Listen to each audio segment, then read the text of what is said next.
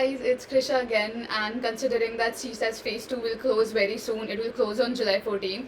I've gotten a lot of doubts about preference sheets. I put up a question, kind of a poll on Instagram, and I got a lot of questions over there, so I'll be addressing that as well as sharing my preference list that got me into LSR and all the mistakes that people usually do while making preference sheets and things that you shouldn't do while making a preference sheet. So that is what we will be talking about in today's video, because you need to make a foolproof preference sheet in order to get to your dream college. Because a lot of people, even if you get thousand, many people make a wrong preference sheet and that's why they can't get into their dream colleges. So I'll be telling you everything that I know, everything that I've learned during my time. So let's get into it. Alright, so first of all, let's talk about making a foolproof preference sheet. And a lot of you guys are asking me, if I have gotten a low score, should my preference sheet be different from the ones who've gotten a high score? Say for example, if your score is like 600 mein and there's someone else just a score is 900 mein. I've heard because of normalization, a lot of people have lost a lot of marks. Now during my time, normalization did not happen. We had raw scores, but that is why our preference sheets were kind of very different than how you guys will be making it. So one thing is that you should not make your preference sheet different than someone who has gotten a high score. Make your preference sheet according to the colleges that you want. Preference sheet should be like, if I don't get my first preference, I should get my second preference. If not my second preference, I should get my third preference. Along with this, a lot of people are asking me how many preferences can we fill. The thing is, you can fill as many preferences as you want. My friends, some of my friends filled as many as 30 preferences. I filled a total of 10-15 preferences, I think, and you guys can also do that. So according to the colleges you want and the score that you want, you can decide the amount of colleges that you want to fill in your preference sheet. Also considering that you guys must have a lot of doubts, and I cannot cater to every personalized doubt, and a lot of you guys were requesting if we can have personalized sessions, if you guys can have personal sessions with me one-on-one where I can clear your specific doubts.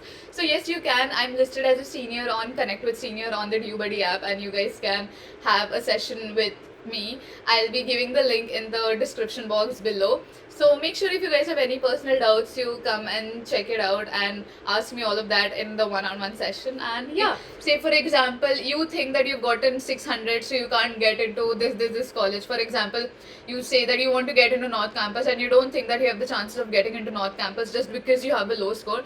Now it makes no sense, because first of all, I know everyone would be like, oh, give us some unique advice that how can I get into a college with this score.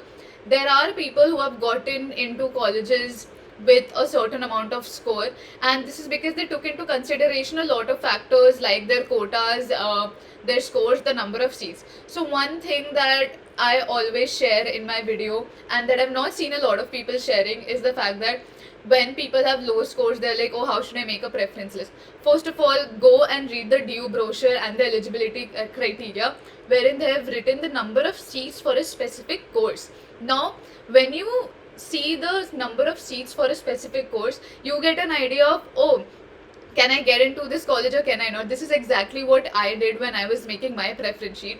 So when I was filling my preference sheet, and I kept LSR first, then Miranda, then Stephens, and then Hindu. So when I was making this preference sheet, I read the DU brochure, and for English honors, LSR had during my time, for the general category, unreserved category, it was 43 seats, whereas Miranda, I think it had like 40 seats, whereas Stephens had like 12 seats for the general category.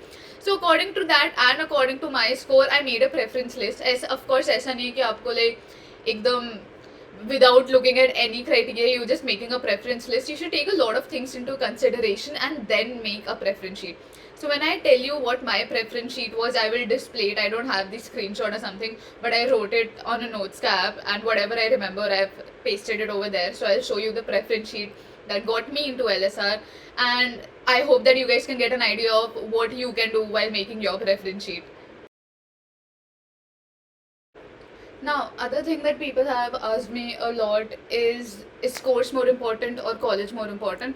So a lot of people I have seen take drop just to get into a good college, and I have also seen a lot of people with me, like my friends right now in LSR, a lot of people who, for example, one of my friends is, for example, doing philosophy, but she wanted pol science. So she did philosophy for 1 year with us first year mein, and now that we are going in second year, she gave her CUT again just to get pol science. So it totally depends on, are you willing to adjust your career path according to your course. For example, if you're very rigid that you want to get into this line and do this specific exam or do this masters may, then give importance to your course if you have already decided everything that you want to do.